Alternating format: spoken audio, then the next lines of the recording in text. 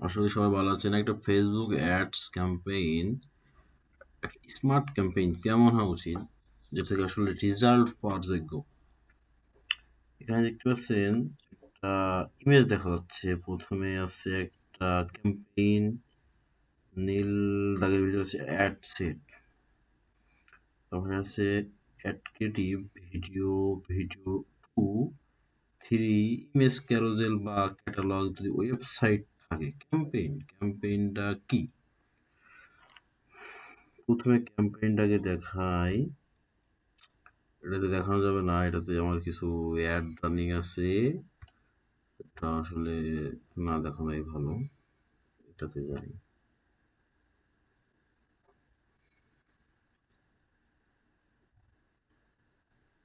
Campaign, ধরে নেই একটা ক্যাম্পেইনের ভিতরে গেলাম। ব্যাস,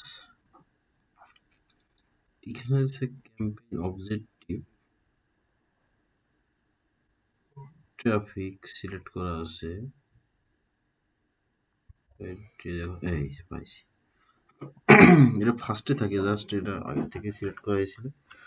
এখানে হচ্ছে ক্যাম্পেইন অবজেক্টিভ অ্যাওয়ারনেস আছে, ট্রাফিক আছে, এঙ্গেজ আছে, লিড আছে, প্রমোশন, সেলস আছে। এখন আপনি কোনটা সিলেক্ট করতে চান সেটাকে সিলেক্ট করতে হবে, এবং সেটাকে আমরা অবশ্যই বলে থাকি ক্যাম্পেইন অবজেক্টিভ বা ক্যাম্পেইনের উদ্দেশ্য কি।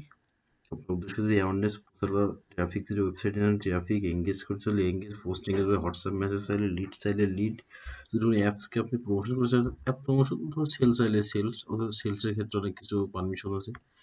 প্রথমত আসলে সেলসে যাওয়া ঠিক না। অ্যাডসেট দেখছেন, ক্যাম্পেইন জাস্ট সিঙ্গেল, অ্যাডসেটও জাস্ট সিঙ্গেল বলে। অ্যাডসেটটা আবার একটু দেখাই। আমাদের কিন্তু ক্যাম্পেইন এবং অ্যাডসেট কিন্তু টেকনিক্যাল, হ্যাঁ, এগুলো কিন্তু কাস্টমারের সামনে যায় না। অ্যাডসেটের ভিতরে দেখা যাচ্ছে এখানে আমার কাস্টমার ওয়েবসাইটে যাবে বা মেসেজ যাবে বা যেটা কি করবো, বা ইনস্টাগ্রাম বা কল লিড যাবে কি না যাবে, ল্যান্ডিং পেজ ভিজিট হবে। এখানে সবকিছু টেকনিক্যাল বিষয়। এখানে এগুলো আমাদের সামনে আসলে শো করবে না। এখানে বাজেট দেওয়া থাকবে, আসলে বাজেটটা তো কাস্টমারের সামনে যাবে না, কতদিন অ্যাড চলবে, হ্যাঁ, অডিয়েন্স কারা, হুম, কোথায় কোথায় চলবে, লোকেশন, হ্যাঁ, এখানে সবকিছু দেখা যায় যে এখানে কত বয়সের মানুষের সামনে যাবে, জেন্ডার কত। তবে এখানে আবার নতুন একটা ফিচার আইছে, এখানে ডিসক্রাইব ইউর অডিয়েন্স। হ্যাঁ, আগে ছিল অ্যাডভান্সড প্লাস অডিয়েন্স। হ্যাঁ, এখানে আবার এটা নতুন করে ফিচার আনছে দেখছি। তারপরে প্লেসমেন্ট, যে একটা কোথায় কোথায় শো করবে, যে ইনস্টাগ্রাম বা অ্যাডভান্টেজ প্লাস প্লেসমেন্ট। ফেসবুক তার নিজের মতো করে এআই দ্বারা সবকিছু পরিচালনা করবে। এখানে দেখা যায় Facebook, Instagram, WhatsApp, threads, audience network সব আছে। জাস্ট এটা সিঙ্গেল। এবার যেমন ক্রিয়েটিভের মধ্যে, ক্রিয়েটিভ কি কি বলে আগে একটু দেখে আসি।